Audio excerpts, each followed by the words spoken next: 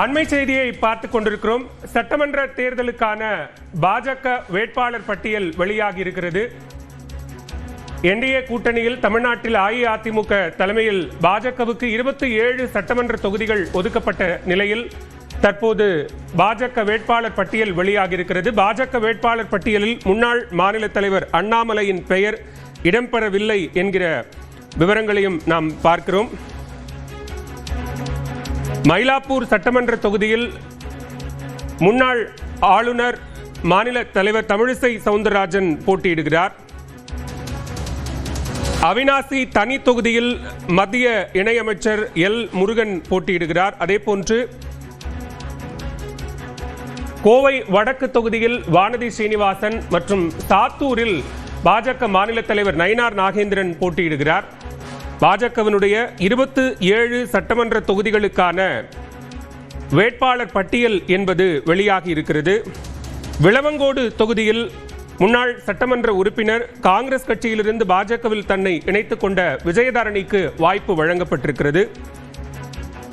விளவங்கோடு சட்டமன்ற தொகுதி விஜயதாரணிக்கு வழங்கப்பட்டிருக்கிறது. முக்கிய தலைவர்கள் என்று பார்க்கக்கூடிய வகையில் தற்போது நயினார் நாகேந்திரன், வானதி ஸ்ரீனிவாசன், தமிழிசை சவுந்தரராஜன் உள்ளிட்டவர்களுக்கான அந்த முக்கிய தொகுதி விவரங்களை பார்த்துக் கொண்டிருக்கிறோம். அதே நேரத்தில் மாற்று தொகுதியில் போட்டியிடலாம் என்று எதிர்பார்க்கப்பட்ட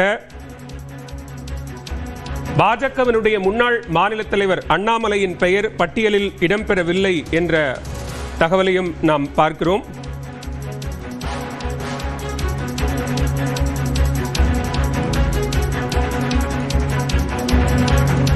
திருநெல்வேலி தொகுதியில் கடந்த முறை போட்டியிட்டு வெற்றி பெற்ற பாஜகவினுடைய மாநில தலைவர் நயினார் நாகேந்திரன் இந்த முறை சாத்தூர் தொகுதியில் போட்டியிடுகிறார். தஞ்சாவூர் தொகுதியில் முருகானந்தம் பாஜக சார்பில் போட்டியிடுகிறார். மயிலாப்பூர் சட்டமன்ற தொகுதியில் டாக்டர் தமிழிசை சவுந்தரராஜன்,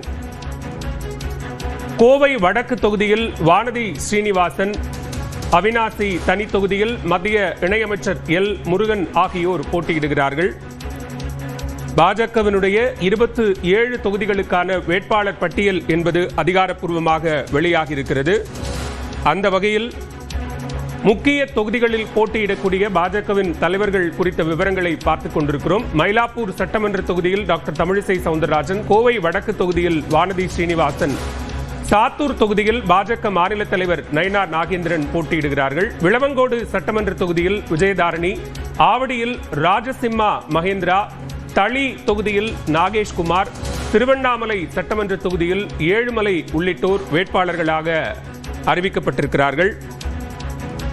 மதுரை தெற்கு தொகுதியில் ராம ஸ்ரீனிவாசன் போட்டியிடுகிறார்.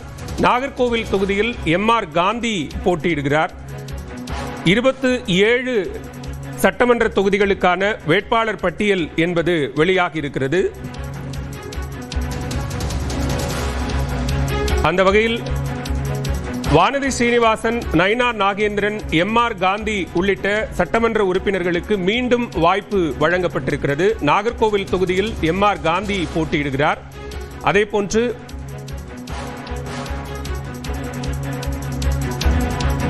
மானாமதுரை தனி தொகுதியில் பொன் வி பாலகணபதி போட்டியிடுவார் என அறிவிக்கப்பட்டிருக்கிறது. புதுக்கோட்டை தொகுதியில் ராமச்சந்திரனும், அறந்தாங்கி தொகுதியில் கவிதா ஸ்ரீகாந்தும், திருப்பத்தூர் தொகுதியில் கேசி திருமாறனும் தற்போது வேட்பாளர்களாக அறிவிக்கப்பட்டிருக்கிறார்கள்.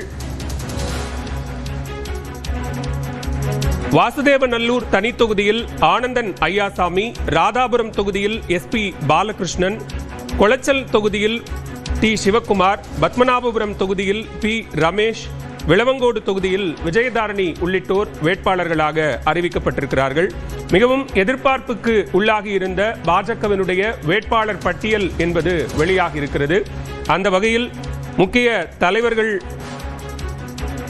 உள்ளிட்டோர் பெயர்களும் இந்த பட்டியலில் இடம்பெற்றிருக்கிறது. மயிலாப்பூர் சட்டமன்ற தொகுதியில் முன்னாள் ஆளுநர் பாஜக மூத்த தலைவர் தமிழிசை சவுந்தரராஜன் போட்டியிடுகிறார். மொடக்குறிச்சி தொகுதியில் கிருத்திகா சிவக்குமார் போட்டியிடுகிறார். உதகை தொகுதியில் போஜராஜனும், அவினாசி தனி தொகுதியில் மத்திய இணையமைச்சர் எல் முருகன் ஆகியோரும் போட்டியிடுகிறார்கள். திருப்பூர் தெற்கில் தங்கராஜ் போட்டியிடுவதாகவும் பாஜகவினுடைய வேட்பாளர் பட்டியல் என்பது அதிகாரப்பூர்வமாக வெளியாகியிருக்கிறது.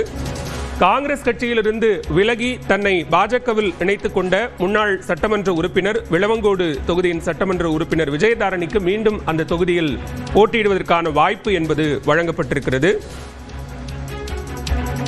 அதேபோன்று மதுரை தெற்கு தொகுதியில் ராமஸ்ரீனிவாசன் வேட்பாளராக அறிவிக்கப்பட்டிருக்கிறார். பாஜகவினுடைய முன்னாள் மாநில தலைவர் அண்ணாமலையின் பெயர் பட்டியலில் இல்லை என்ற ஒரு தகவலையும் பார்க்கிறோம். இது தொடர்பாக பல தருணங்களில் பேசிய பாஜக மாநில தலைவர் நயினார் நாகேந்திரன் சில தொகுதிகளில் 2-3 வேட்பாளர்கள் பரிந்துரை செய்யப்பட்டிருப்பதாகவும் அதில் அண்ணாமலையின் பெயரும் பரிந்துரை செய்யப்பட்டிருப்பதாகவும் கூறியிருந்தார். இந்த சூழலில் 27 பேர் கொண்ட பாஜகவினுடைய வேட்பாளர் பட்டியல் வெளியாக இருக்கக்கூடிய நிலையில் அண்ணாமலையின் பெயர் பட்டியலில் இல்லை. அதே நேரத்தில் முக்கிய தலைவர்கள், மூத்த தலைவர்கள் இடம்பெற்றிருக்கிறார்கள்.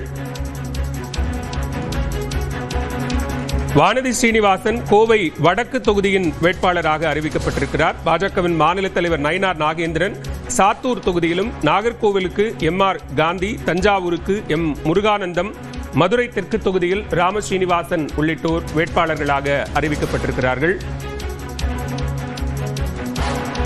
கூடுதல் விவரங்களோடு இணைகிறார் டெல்லி செய்தியாளர் சுசித்ரா. சுசித்ரா, தற்போது 27 பேர் கொண்ட பாஜகவினுடைய வேட்பாளர் பட்டியல் வெளியாக இருக்கிறது. அருண் சிங் அதிகாரப்பூர்வமாக வெளியிட்டிருக்கக்கூடிய இந்த பட்டியல் குறித்த விவரங்களை பதிவு செய்யலாம்.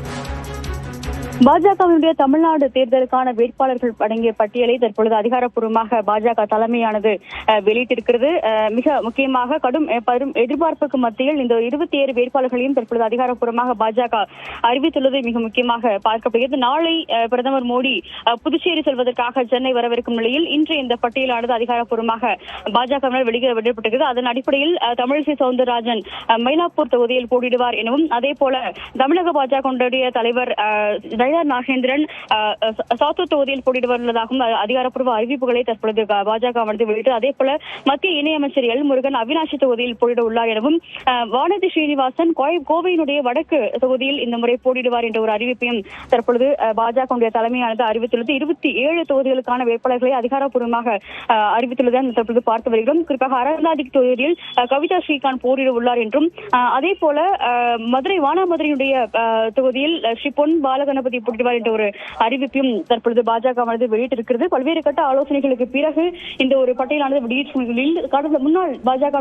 தலைவர் அண்ணாமலைக்கு இந்த முறை தொடர்ந்து இணைப்பில் இருங்க, பேசலாம்.